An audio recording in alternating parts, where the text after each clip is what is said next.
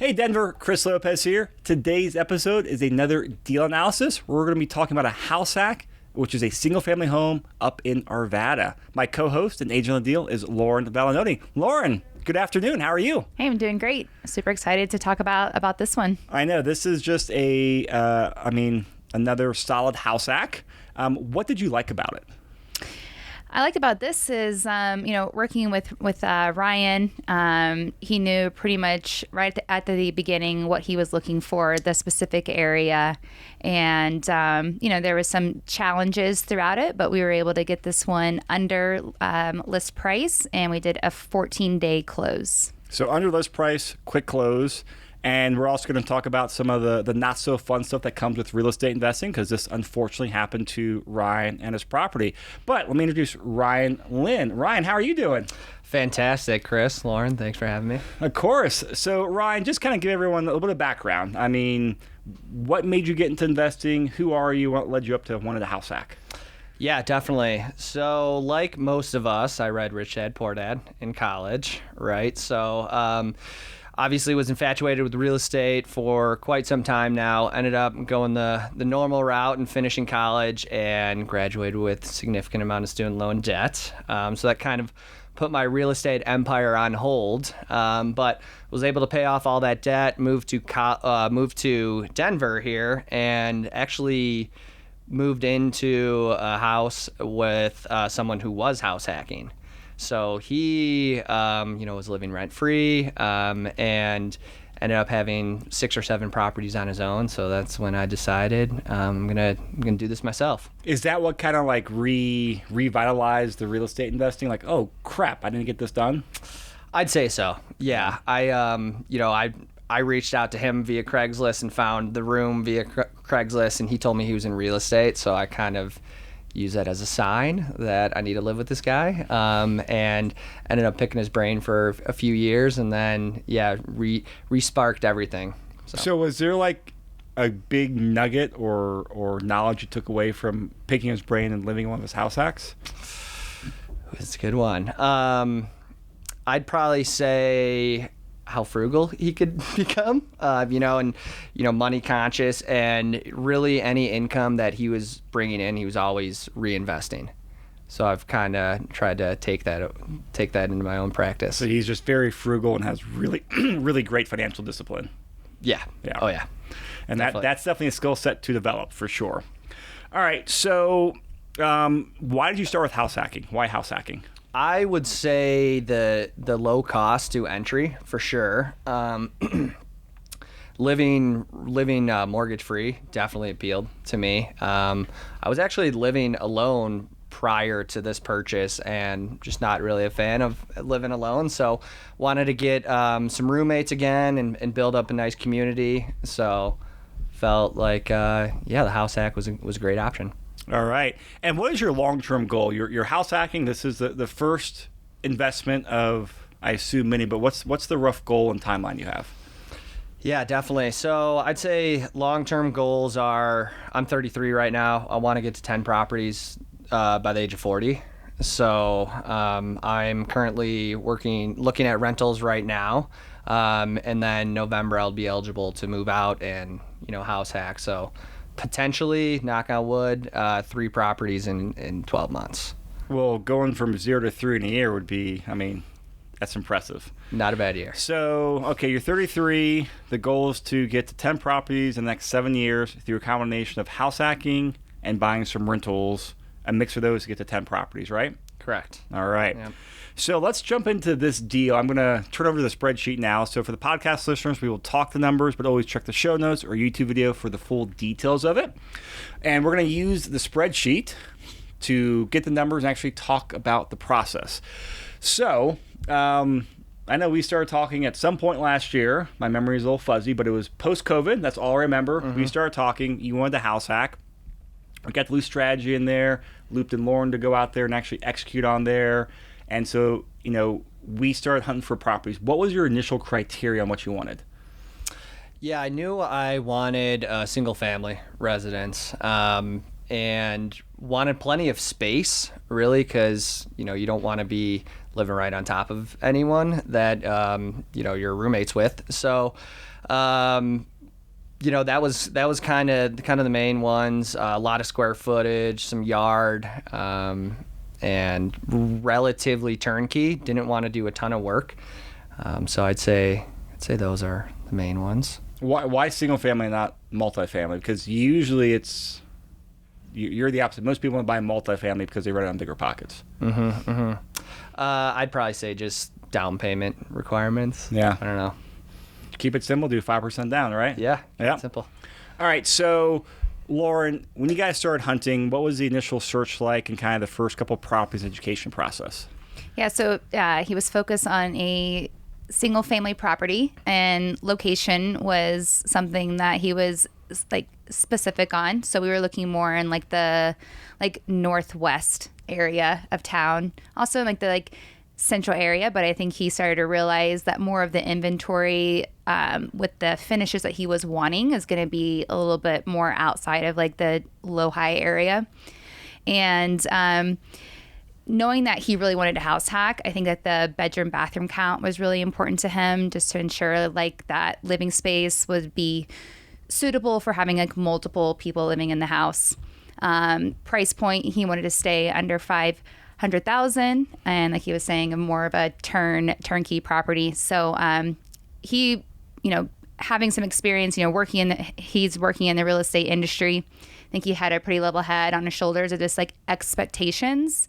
And I think we only walked about like 4 properties. We did one day, about like 3.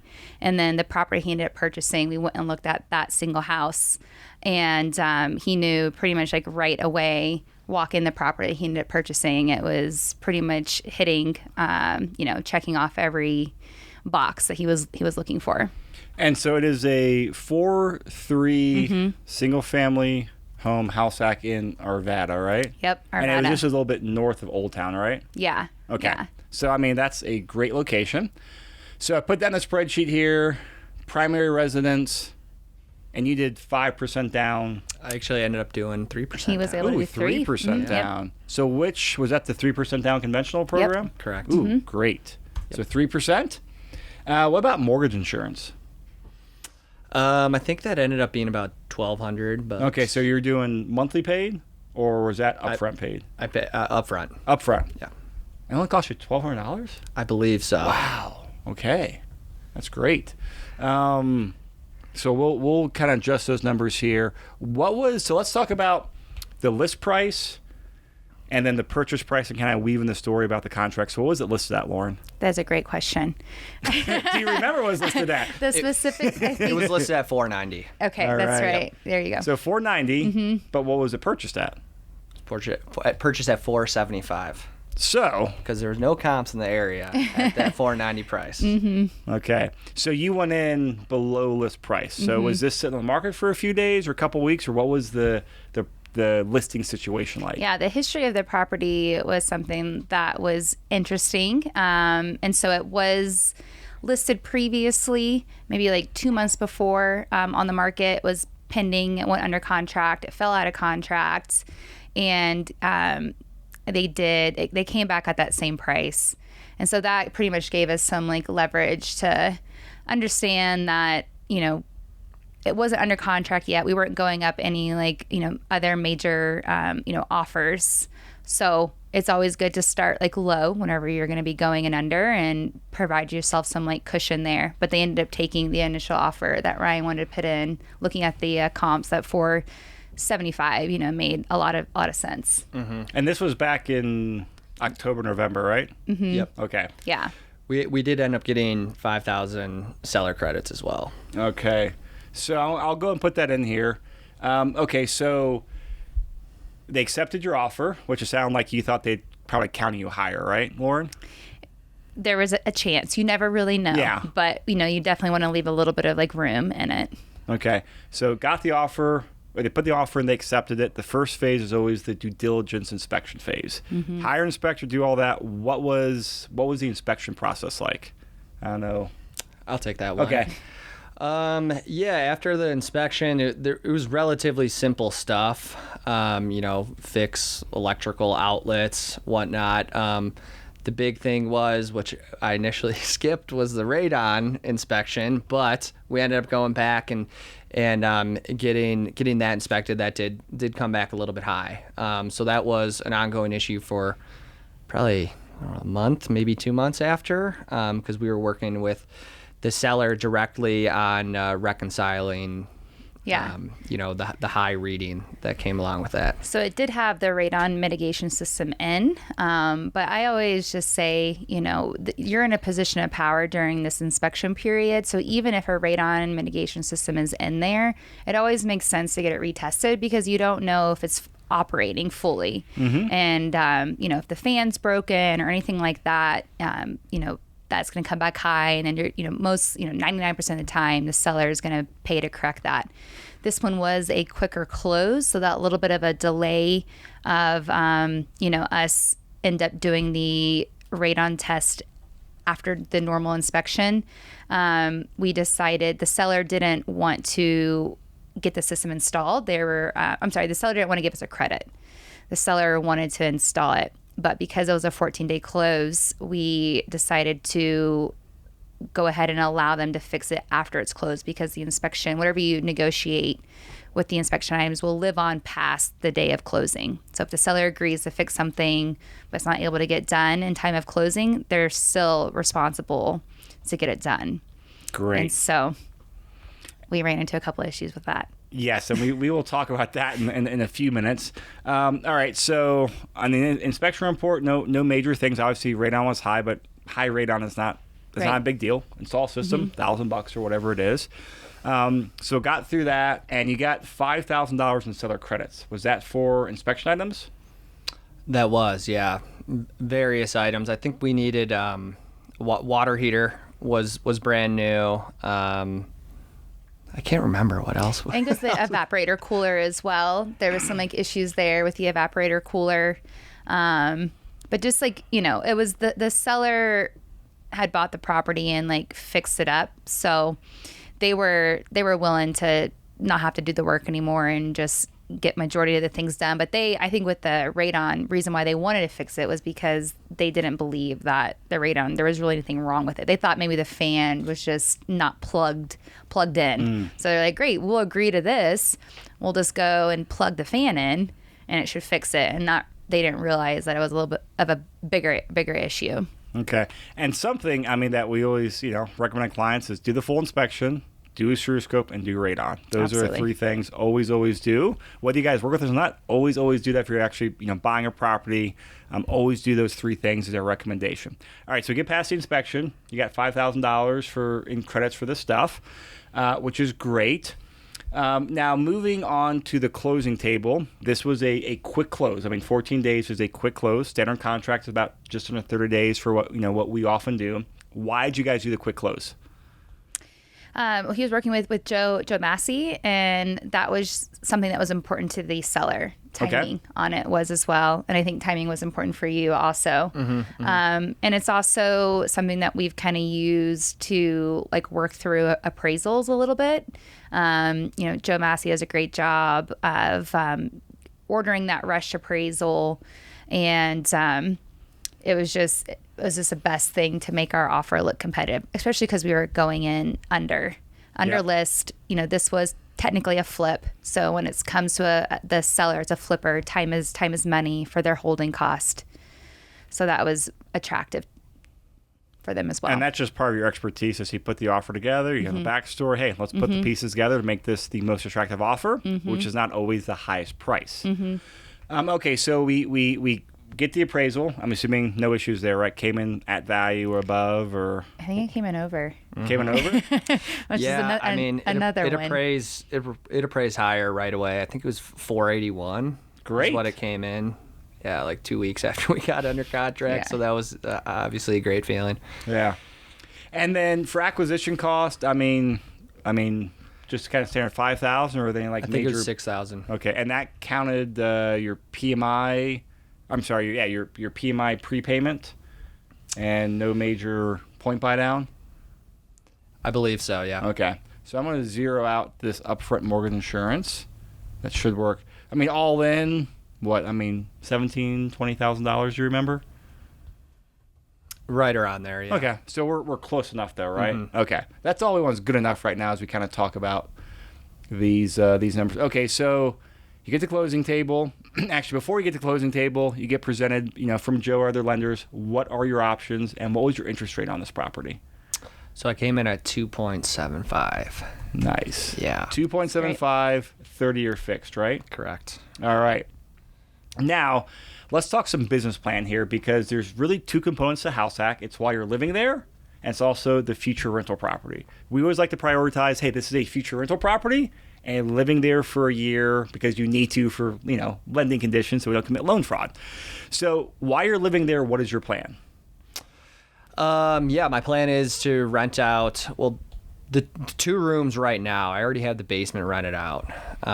He's got his own bathroom down there, plenty of space. I have a tenant moving in this weekend for another room upstairs. That's going to be 2 of us. We all have our own bathrooms right now. I'm using the 4th room as an office just because I'm working from home temporarily, but at some point I'll be out in the field. So I'd imagine within the next 2 months, I'm going to be renting out that 4th room. So yeah, at that point, I'll be living rent free. All right. Mortgage free. Yes. You rent out 3 bedrooms. You'll be living mortgage free, about break even probably. I'll probably be making like $100. Okay.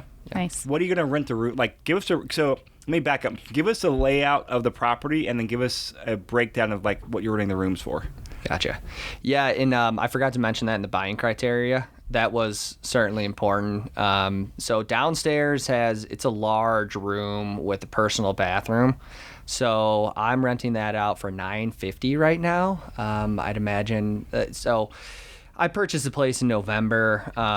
When I'm in a more desirable time during the year to find tenants, I could probably get more money from that with that, but decided to kind of keep it conservative. So $950 downstairs, $750 for the second room upstairs, and then so that's what I'm getting right now is $1,700 rental income, and then the third room should probably come in around $650, $700. That's pretty conservative as well. All right. Let me just update on here. Great. So you got those rented out. So, I mean, that is a good chunk of cash flow. Now, we're not going to run the spreadsheet that way because we're all interested in this as a future rental property. So when you move out, what's the plan? Are you doing a room by room? Are you doing a single tenant? What's your business plan? Yeah, definitely gonna be doing room by room just because of the increased income. I'd imagine I'd probably be able to get $900 for the master that I'm staying in. I mean, I have a personal bathroom. It's pretty large. It's plenty of space. So, yeah, that'll come in about what $3,300. We'll see how good your mental math is while you're recording a podcast. I will say it's been a while since I filled this out. I mean, we closed in November, so. All right, so when you move out room by room, we're thinking $950 for the basement, $750 for room number 2, $700 for room number 3, and $900 for the master bedroom, which is where you're at. So $3,300. Heyo. Good job. Awesome. Now, again, this is all moving out once you move out of here, Ryan. What are you running your vacancy at? 3%. I kept it at 3%. Okay. Rent increase, appreciation. I mean, not going to impact the future returns that much, but I'm kind of curious. Like, actually, as a side note, because you work with CoStar. I do. Which, yes. As a total plug, he helped me get a few licenses. So if people need a CoStar rep, definitely reach out to Lion. But you're in the industry, so what do you run your assumptions at? So I kept them pretty conservative here. So vacancy I kept at 3%, and then rent increase was also 3%. Appreciation was 5%, but I know that's pretty conservative given what's happened over the last historical run, but especially last year. So I kept them exactly how they're showing. So when you move out, property management, I'm assuming you're going to be self-managing. Yeah. All right. And that's because it maximizes cash flow and because property managers generally don't do house hacking. Or I'm sorry, room by room rentals. Monthly reserves. What are you running your reserves at? I kept him the same, 5%. Okay. And HOA? No HOA. Nope. No HOA. Remember your taxes? I believe it's $1,300. Okay, I can look it up too. All right. Insurance? I'll have to Okay. look. Yeah. Well, I mean, insurance probably will say $1,500. Taxes will put in $1,300 until Lauren verifies that for us. Now, since you're doing a room-by-room rental once you move out, are you going to put all the utilities in your name and then just include that in the rent or charge people extra $50? What's your plan with utilities? I'm undecided with that, but I'll probably keep him in my name and then kind of bill back the tenants, because that seems to be a pretty significant draw, is when you mention that utilities are included. So in the rents you gave us, $900, $750, $950, $700, is this including utilities, or will utilities be on top of that? Utilities will be on top. Oh, okay. So we can leave these blank. Actually, sorry, I take that back. Utilities are included in those numbers. Okay, perfect. Yeah, So let's for put the tenant. Okay, perfect. So then we'll come in here in the annual expenses and actually put in utilities. Kind of ballpark us. What do you think your water or sewer bill is going to be annually? That's a good question. Yeah. I think water has been like $15 a month or so. So $1,500. Okay. I mean, trash. I mean, what, $300-$400 a year? I mean, it's Yeah. $80, $100 a quarter. I mean, we'll just say $400 to round up. Mm-hmm. Excel, what? Probably $1,500, I'd say. No crazy heating bills the last few months? No. Okay. Lauren, do we have a final thing on taxes? $24.52. There we go. Thank you, Lauren. You're welcome. I bet the $1,300 was your insurance. Yeah. Yeah, That it was. sounds better. It was. Yes, it Yeah. was. I That think sounds so. better. Okay, so taxes $24 and change, insurance $1,300, utilities $1,500 for water sewer, $400 for trash, $1,500 for Excel. Any other expenses in here? Wi-Fi, landscaping. Yeah, Wi-Fi is $50 a month. So we'll say $600 for the year. Just keep it simple. Ooh, not $6,000. And then that's probably it, right? Because you're gonna probably have one of the tenants go in there and take care of the lawn. Yeah. Maybe it's kind of that. it's a joint effort right now. Community, right? It's a communal community, space. like I said, community. But yeah, it's just kind of, I guess, miscellaneous homeowner stuff that I haven't really, factored in too much of it. All right. Well, I mean, we are close enough on these numbers here. So going to the cash flow portion of the spreadsheet. So we're looking at, right around a $20,000 total cash investment on the purchase price of $475 with an annual rental income of just under $40,000. So that is some great cash flow doing a room-by-room rental model at $3,300 per month. And then your expenses are about $10,000 a year, leaving you a net operating income of $28,000 and change, less your mortgage payments, about $23,000 for the year, and your annual cash flow is just over $6,000 a year. So you see those numbers. What is your reaction? It's pretty satisfying, for sure. And I know some of the rental income is conservative as well. That's been on the upswing too. So I think I'd probably even get more than that, to be honest. But for first property returns, not too bad. Yeah, I think for location, the same property in today's market, would have gone for probably over 5.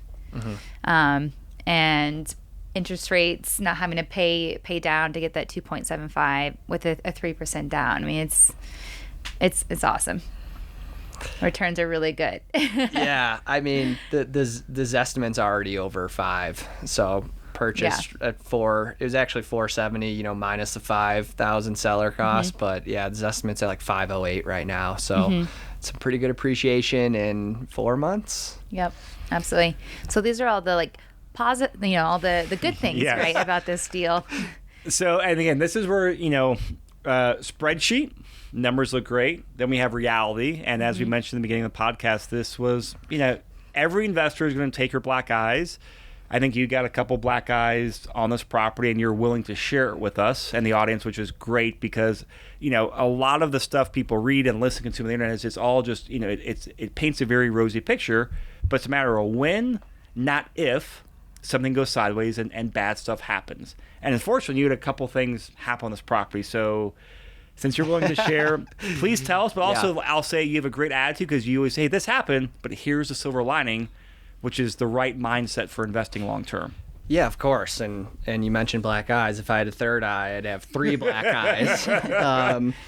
But yeah, I'd say it has been a challenge from the start. The radon was an issue that lingered on with the previous seller being contentious about how to resolve that issue. And once we did finally close, I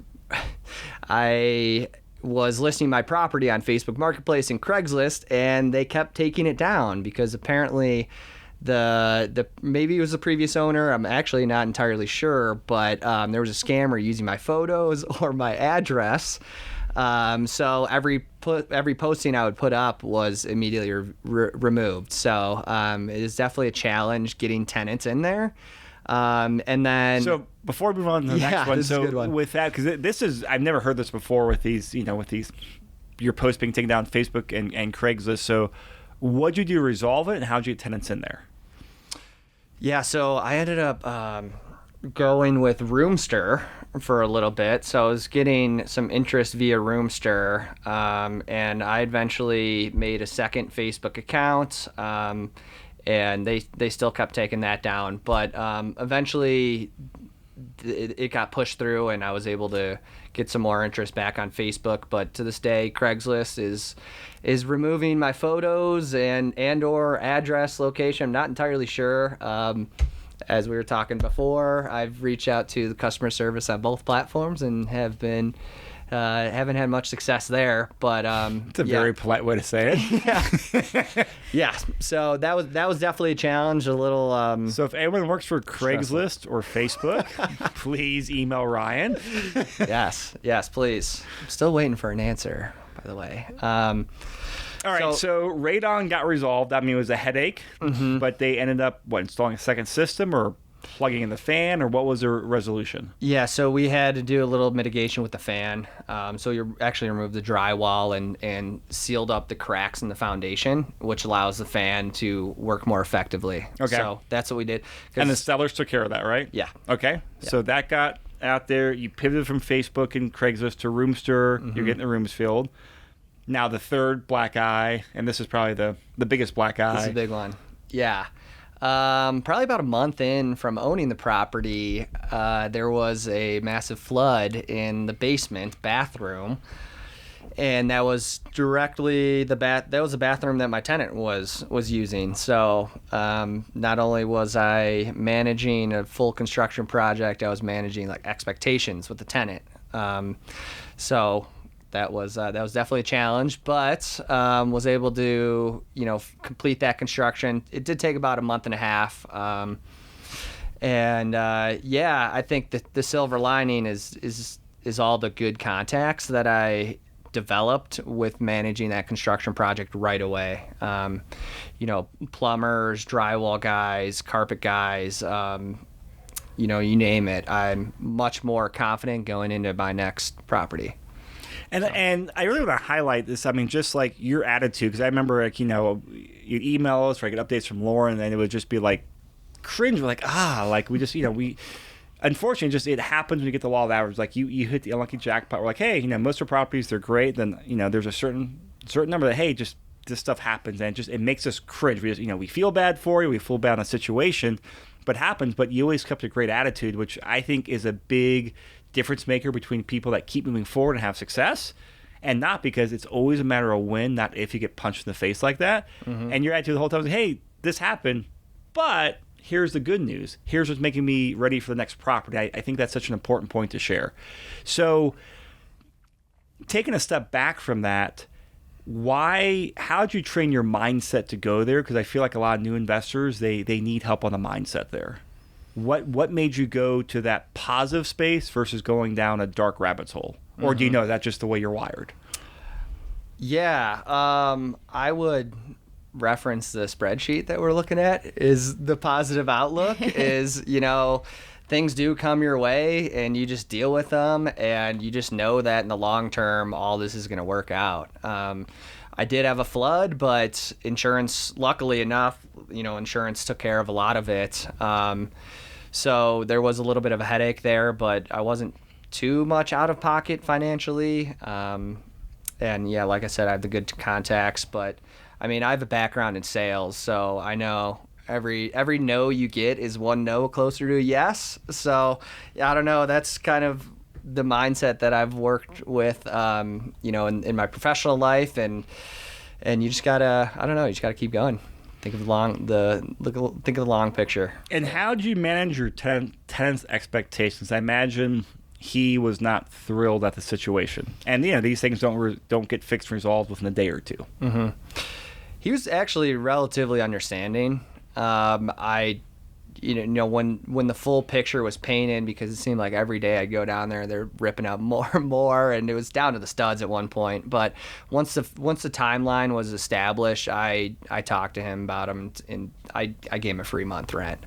So it was inconvenient. He had to walk all the way upstairs to go to the bathroom for a month and a half, I'd say. But yeah, free month rent definitely went a long way there. And also, I have a good relationship with them. Like we're buddies. So I think him knowing that it really wasn't any of my negligence, he was pretty understanding. And also too, just, you're taking action, every single day to get the issue resolved. So it's not like you weren't being like a slum lord of well, this is what you signed up for and holding them hostage, with a contract.